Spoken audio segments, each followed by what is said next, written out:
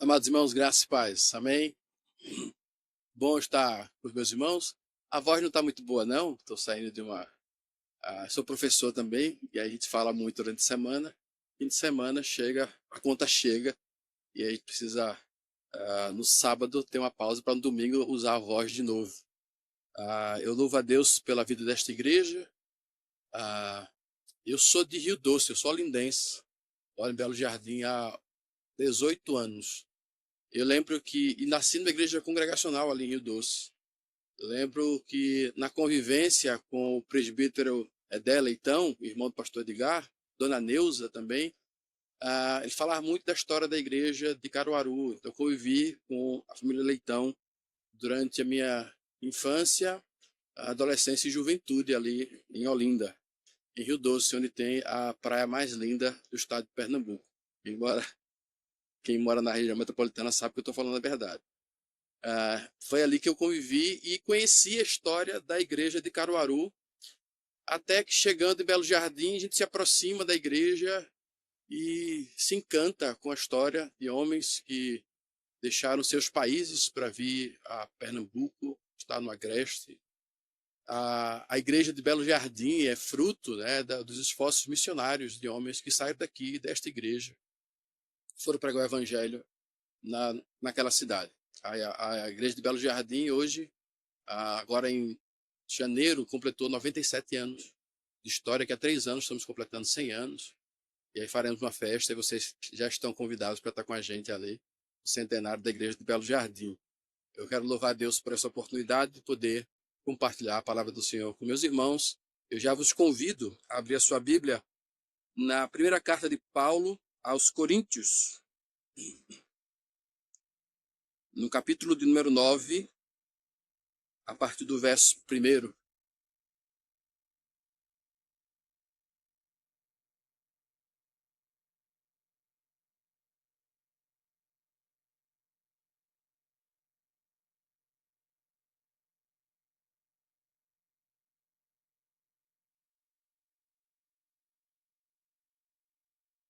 Diz assim a palavra do Senhor. Não sou eu, porventura, livre? Não sou apóstolo? Não vi Jesus, nosso Senhor? Acaso não sois fruto do meu trabalho no Senhor? Se não sou apóstolo para outrem, certamente o sou para vós outros, porque vós sois o selo do meu apostolado no Senhor.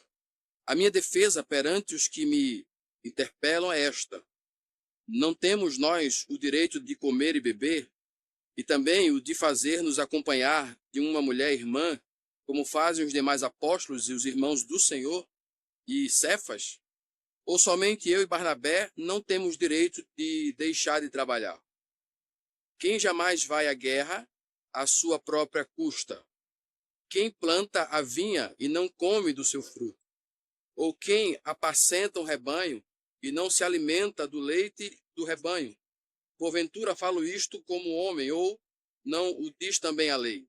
Porque na lei de Moisés está escrito: não atarás a boca ao boi quando pisa o trigo. Acaso é com bois que Deus se preocupa? Ou é seguramente por nós que ele o diz?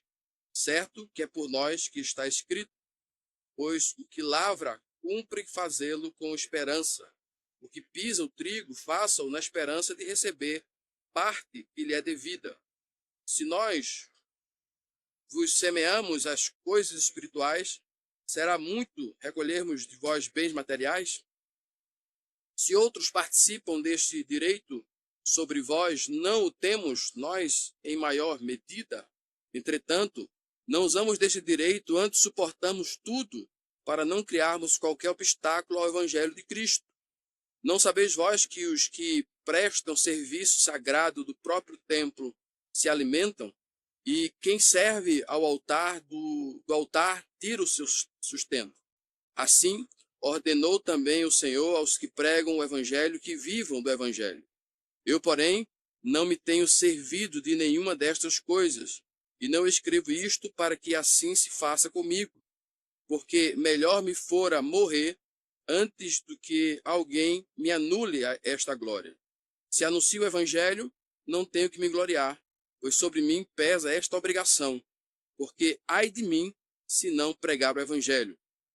Se o faço de livre vontade, tenho galardão, mas se constrangido é então a responsabilidade de despenseiro que me está confiada. Amém. Temos ler até o verso 17. Pode sentar, meus irmãos.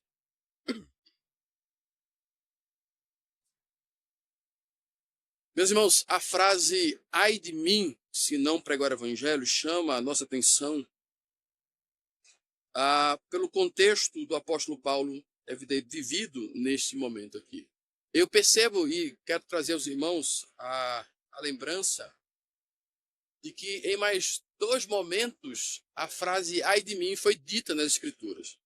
Lembro do episódio onde Gideão é chamado por Deus, tá? No livro de Juízes, capítulo 6, versículo 22. Ele é chamado por Deus para ser o salvador ou o libertador da nação, naquele momento oprimida pelos midianitas. Num momento onde o anjo do Senhor, uma teofania, Deus aparece a Gideão.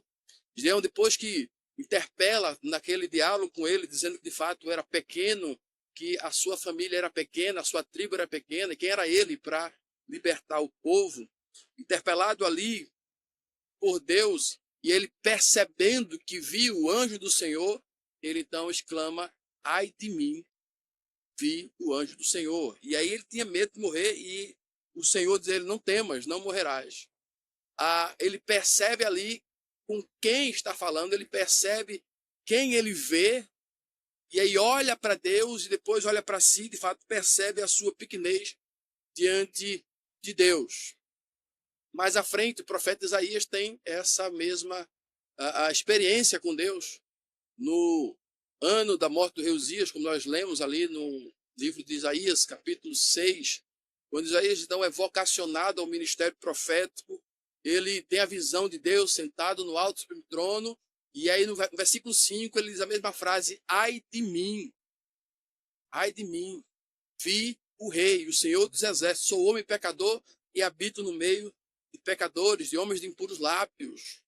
Perceba que mais uma vez, o homem quando vê Deus e contempla a sua glória, contempla a sua majestade e santidade, ele olha automaticamente para si e percebe a sua miserabilidade, a sua pequenez.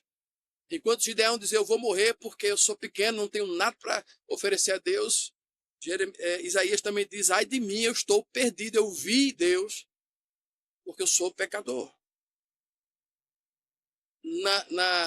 No mesmo momento agora, nessa experiência que Paulo tem de Deus, e Paulo diz, ai de mim, porque da mesma forma que os outros homens olham para Deus e percebe a sua grandeza e percebe a sua santidade, Paulo também olha para Cristo. E Paulo contemplou Cristo no caminho para Damasco, quando ele aparece a ele, e aí Paulo conhece de fato o seu Deus, e Paulo é salvo e comissionado por Deus, e era impossível de Paulo também, assim como os outros homens, contemplar Deus, essa frase não brotar do seu coração e da sua boca, ai de mim. Ai de mim, irmãos, é a expressão dos homens e mulheres que de fato conhecem a Deus, contemplam a Deus e olham para si e percebem quão diferentes são do seu Deus, quão distantes estão, portanto, da glória e majestade do seu Deus. Ai de mim é a expressão de todo homem e toda mulher que de fato conhece o seu Deus. Nesse contexto aqui, Paulo estava escrevendo aos Coríntios, ele faz uma espécie de defesa do seu apostolado, inclusive. O apóstolo, então, ele percebe que o Deus grandioso, Cristo ressurreto, aparece e o comissiona para pregar o evangelho, e Paulo, então, olha para essa sua missão como algo divino e algo importante a se fazer, e ele percebe o quanto ele tinha essa responsabilidade, essa obrigação. Ele percebe a sua vocação como uma responsabilidade. Ele olha para Deus e olha para si, e ele diz, ai de mim se não pregar o evangelho. Eu sei a quem eu tenho servido. Havia temor no coração. Ele contemplar a Cristo, contemplar a Deus, e aí era impossível dele olhar para si e não se enxergar como de fato ele era. Paulo, quando é comissionado a pregar, ele olha para si e diz: eu sou responsável em pregar o evangelho, porque ai de mim se não pregar, porque sobre mim pesa uma obrigação. E aí Paulo olha para si e se contempla quem ele é de verdade: servo. A palavra servo no grego, doulos, é escravo. Não é a relação aqui, não é uma relação de patrão e empregado. É de dono e propriedade. Doulos, escravo. Servo. Hoje é uma expressão até usada na medicina, as doulas. As doulas, que são enfermeiras que cuidam. São as servas que cuidam de pessoas. A pronúncia é doulos, porque é artigo no grego. Mas a portuguesado fica doulas. Então é o escravo que foi comprado por um senhor. É uma relação de dono e propriedade. No capítulo 4, Paulo, inclusive, nessa mesma carta aos Coríntios, primeira carta, Paulo diz assim: importa que os homens nos considerem como ministro de Cristo e despenseiro dos mistérios de Deus. Paulo olha para si e diz assim: eu sou obrigado a fazer isso porque eu sou despenseiro. Despenseiro é o que cuida da despensa. No grego é o oikonomos. É o oiko, casa, nomos, lei. Então, o que cuida da casa, ele não é o dono da casa, mas ele é o mordomo, é aquele que cuida das coisas para o dono da casa.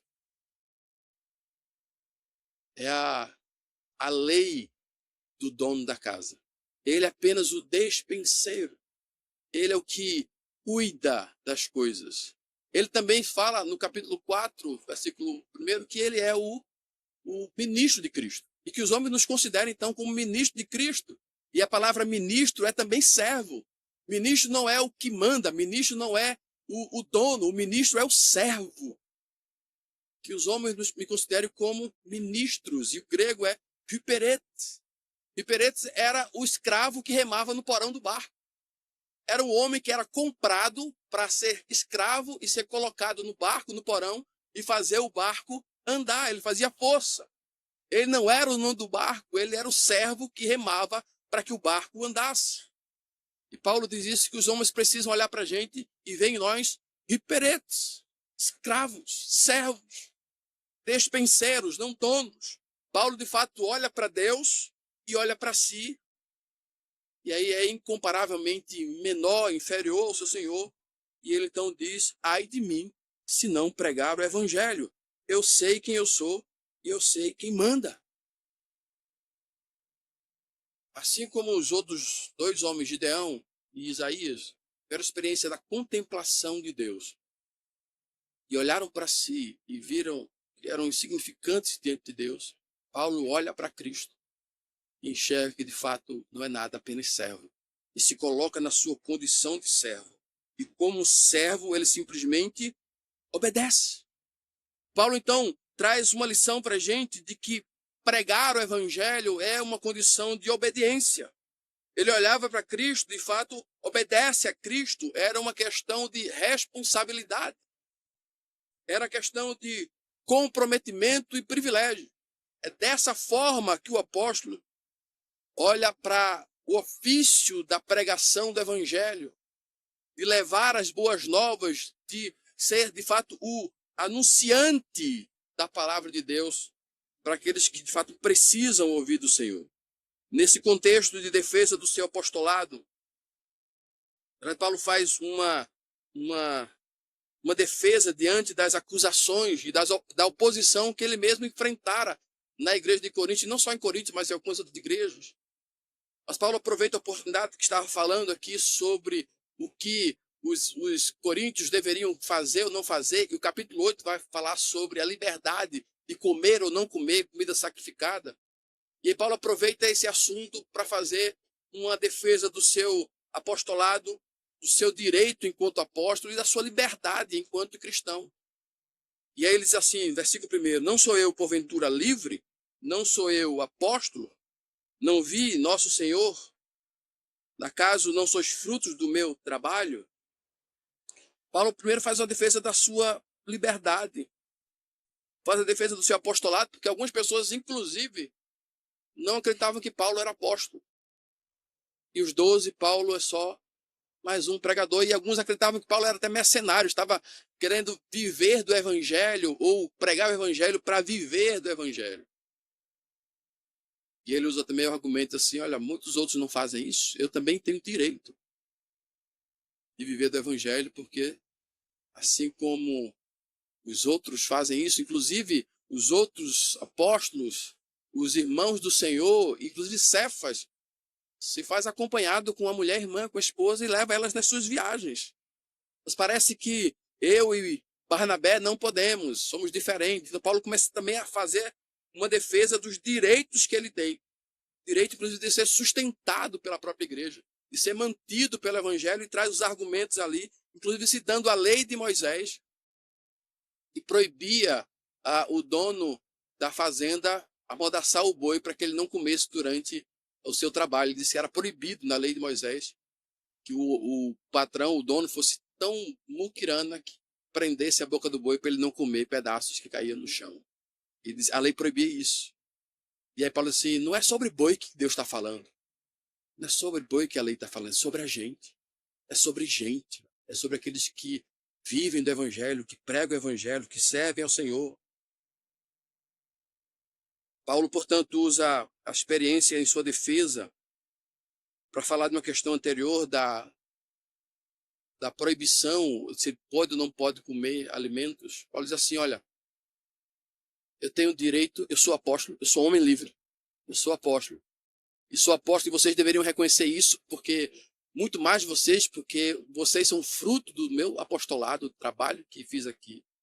Eu tenho direito, assim como qualquer outro apóstolo tem, como qualquer servo, como qualquer trabalhador tem, mas eu não estou aqui para reivindicar direitos, eu não estou aqui para dizer que eu vou fazer isso a partir de agora. Eu estou dizendo a vocês que mesmo sendo apóstolo, mesmo sendo livres, mesmo tendo direito, sendo trabalhador, eu estou abrindo mão disso por causa do evangelho. Eu estou abrindo mão disso para que vocês sejam abençoados, para que não servir de escândalo, para que outros também possam ser alcançados pelo evangelho. Portanto, vocês são capazes também de renunciar à vontade de vocês de comer coisas sacrificadas. É um complemento do capítulo 8. Paulo está trazendo um argumento para dizer que vocês conseguem se ver livres. Era muito comum que a carne de Corintos fosse consagrada a ídolos. Existiam templos para esse fim. E aí, na quantidade, as sobras de fato iam parar no açougue ou na casa de alguém. E era quase muito comum que nas casas ou nos açougues tivesse comida sacrificada a ídolos. E Paulo diz assim como eu sou livre, tenho os direitos, eu me isento disso, eu renuncio isso por causa do evangelho. Façam, portanto, isso. Percebam a importância do evangelho, da vida de vocês agora, diante daqueles que estão perdidos, ou dos fracos, que vão se escandalizar vendo vocês comendo comida sacrificada a ídolos. Para Paulo, irmãos, aqui, o evangelho era mais importante do que os títulos que ele poderia carregar. Para Paulo, a pregação do evangelho era maior do que a sua própria liberdade em comer ou deixar de comer, em fazer o que ele achava que deveria fazer.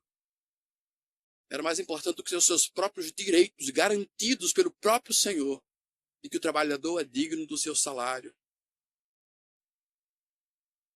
E ele sabia que pregar o evangelho era o grande privilégio, a grande glória da sua vida. Era pregar o evangelho. Não porque havia glória nele, mas porque era o privilégio de Deus. Porque era Deus salvando um pecador e usando um pecador. E assim Deus fez durante toda a história, usando homens e mulheres que ele traz para si, salva, santifica e usa. Faz isso para a glória do seu nome, e a nós cabe simplesmente o desfrutar do privilégio que é ser usado por Deus. Paulo entendia isso, meus irmãos, e nada era mais importante para ele do que a pregação do evangelho. do que cumprir aquilo que Deus havia determinado para si. Ele renuncia aos títulos, ele renuncia à liberdade, ele renuncia aos seus direitos. Ele queria viver, de fato, a obediência a Deus. Ele sabia quem Deus era. E ele sabia quem ele era. Ai de mim é a expressão dos homens e mulheres que conhecem a Deus. Ai de mim. Ai de nós. Quem somos, portanto, diante de Deus? Paulo enxergava em si, de fato, o servo. Não havia nele senhorio, não havia nele a direito ou mérito algum. Ele simplesmente se enxergou como alguém que foi encontrado, que foi salvo e agora comissionado para viver a sua grande vocação. O que aprendemos então, irmãos, da vida, da visão de Paulo diante da sua vocação? Ai de mim! Assim como o apóstolo, irmão, todos nós fomos chamados, comissionados. O primeiro grande chamado de Deus ao homem é um chamado à reconciliação. Foi isso que aconteceu no Éden. Adão pecou e se escondeu de Deus, e pela primeira vez Deus vai ao encontro do homem e o chama: Adão, onde estás? O primeiro chamado de Deus ao homem foi um chamado à reconciliação. E depois da reconciliação há então um chamado ao envio, um chamado que passa agora a ser a vida de todos nós. Daqueles que foram salvos, chamados à reconciliação e agora enviados. Estávamos todos nós comissionados quando Cristo ressurreto disse aos seus discípulos: ide e preguem o evangelho, ide e façam discípulos. Não era apenas para os 12, os discípulos estavam ali, não era apenas para Paulo, é para todos nós. Fomos, portanto, salvos, encontrados por Cristo e agora comissionados a viver aquilo que ele tem para a nossa vida. E o grande problema de uma geração inteira é acreditar que pregar o evangelho faz parte da vida da igreja. O grande problema da nossa geração é achar que a pregação do evangelho faz parte da nossa vida. Ela não faz parte da nossa vida, ela é a nossa vida. Tudo que é direcionado a Deus, irmãos, é a nossa vida. O problema é que as coisas secundárias, seculares, têm tomado lugar da vida e nós vamos tentando colocar um espaço para Deus na nossa rotina. É só olharmos para Israel e perceber o quanto Deus havia fixado naquele povo, que ele era o centro da vida do seu povo. Israel, quando saiu do Egito, eles caminhavam e acampavam dessa forma.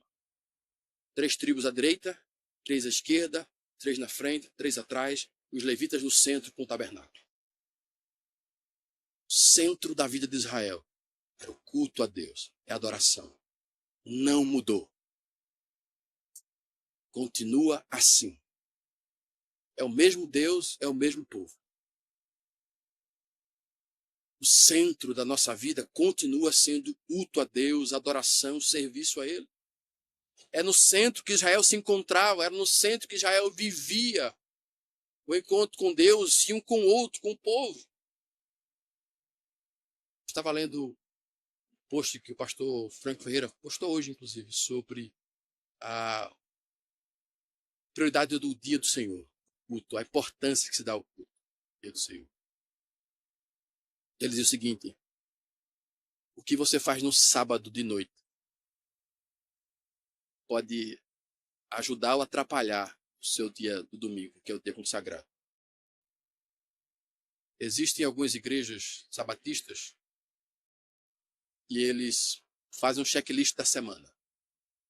Aprendi lá em Belo Jardim com um grupo falando sobre isso. Eles dizem assim: nós temos um checklist do domingo à segunda. Nós programamos cada dia da semana para que nada atrapalhe o dia do Senhor, o dia do descanso. Eles são sabatistas, então de domingo a segunda nós programamos e nós deixamos nada para dizer assim: eu não fui para a igreja porque eu tinha que lavar roupa. porque eu tinha que cozinhar, porque eu fui visitar alguém, porque eu recebi visita, porque eu fiz isso. E aí ele disse, o dia do Senhor é do Senhor. E nada impede isso, porque o centro da vida deles era Cristo. Ou pelo menos o sábado.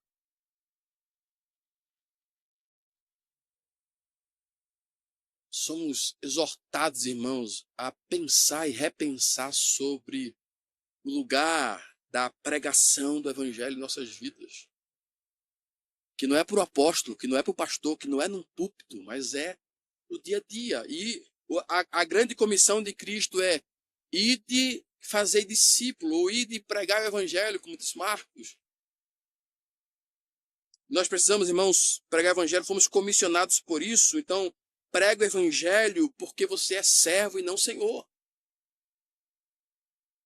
Nós precisamos pregar o evangelho porque nós não mandamos, nós não estamos na direção. Nós não somos sequer senhores da nossa própria vida. Nós somos servos, escravos, comprados para. Prega o evangelho, porque essa é uma ordem do Senhor. Fomos salvos e comissionados, irmãos. Ele disse, ide, façam discípulos. Prega o evangelho, irmão, porque não pregar o evangelho é pecado. Não pregar o evangelho é pecado. Nós somos a comunidade dos que falam. É assim que a igreja é reconhecida no mundo inteiro. São aqueles que pregam o evangelho, querendo ou não querendo. Foram aqueles que foram comissionados e pregar o evangelho, fazer discípulo é mandamento. E o mandamento não está no ide, o mandamento está no fazei.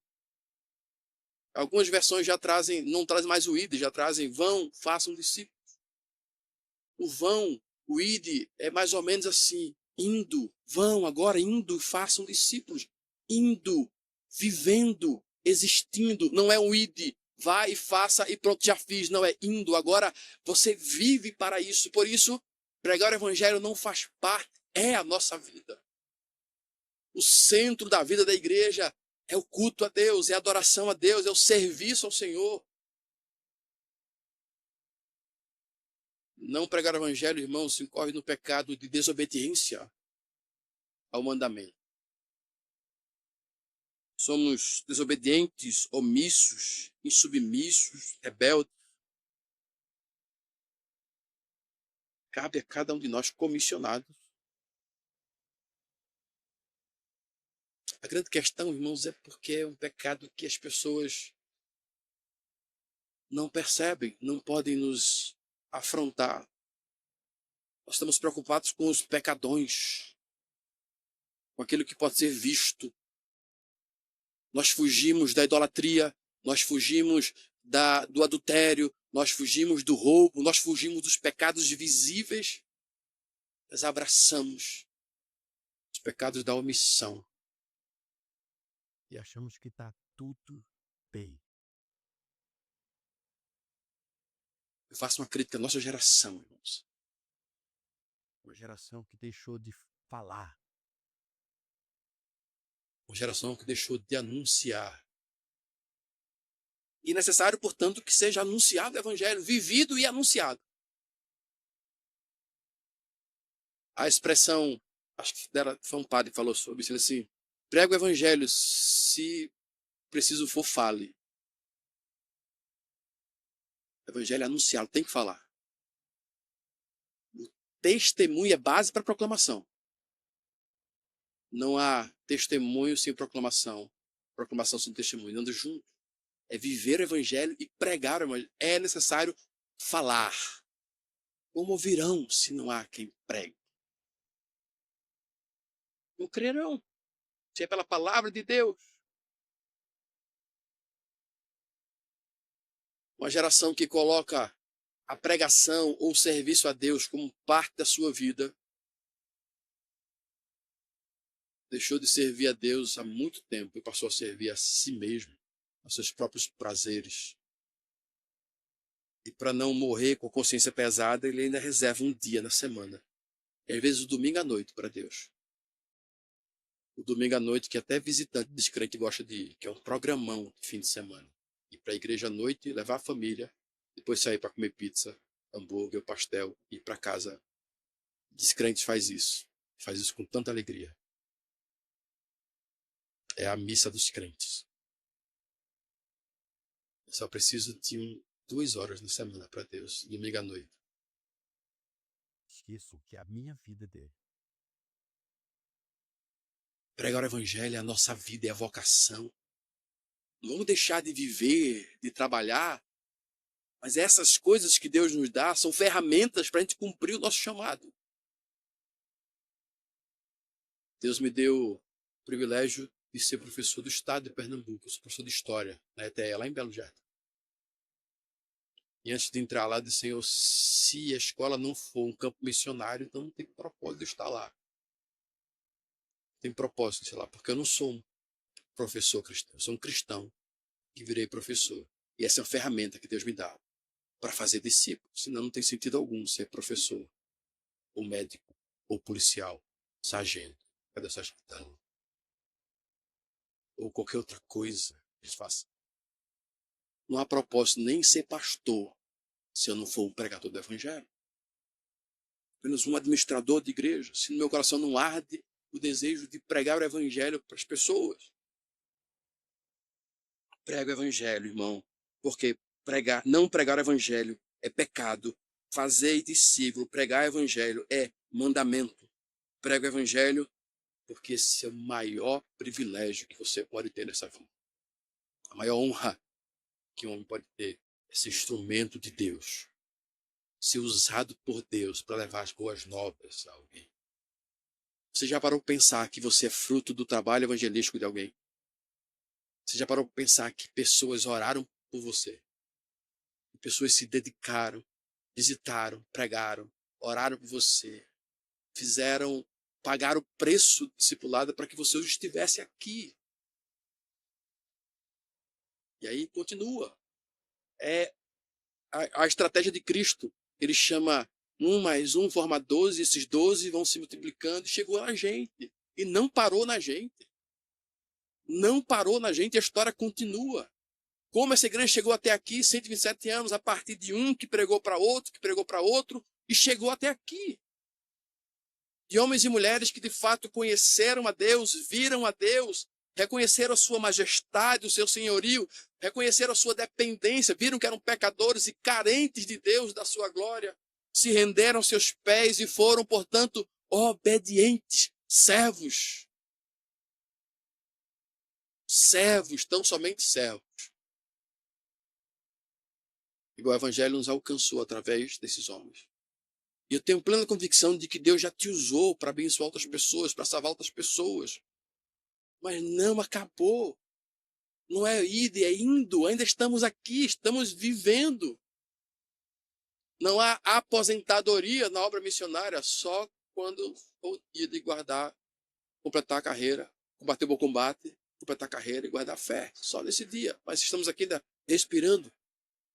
Prega o evangelho. Pregue o evangelho, meu. Quando nós pregamos o evangelho, vivemos esse evangelho, nós, de fato, reconhecemos quem somos. Ai de mim se não pregar o evangelho deve ser marcante em nossa vida, nosso coração. Não é só para Paulo. Ai de mim se não pregar o evangelho, eu sei quem Deus é. Uma geração que perdeu o medo de Deus. Não há temor. Trata a Deus como um coleguinha, como um garçom, como um servo. Inverter os papéis. Quer viver segundo sua própria vontade. O senhorio do seu ego. Ai de mim, irmãos, é resultado, é resposta dos lábios e do coração, dos olhos que viram a Deus, que contemplaram a Deus, que de fato tiveram um encontro verdadeiro com seu Salvador, foram salvos por Cristo, pecados perdoados, vida transformada, santificados em Cristo e agora enviados, apóstolos, no sentido literal da palavra, enviado da parte de ti. Da obra de um apostolado que continua, somos reflexo da obra dos apóstolos. Nós continuamos sendo enviados. Nós continuamos pregando o evangelho. A igreja do Senhor não se cala. Servos do Senhor não se calam. Fomos salvos, comissionados e enviados para isso. Prega o evangelho. Que Deus nos abençoe.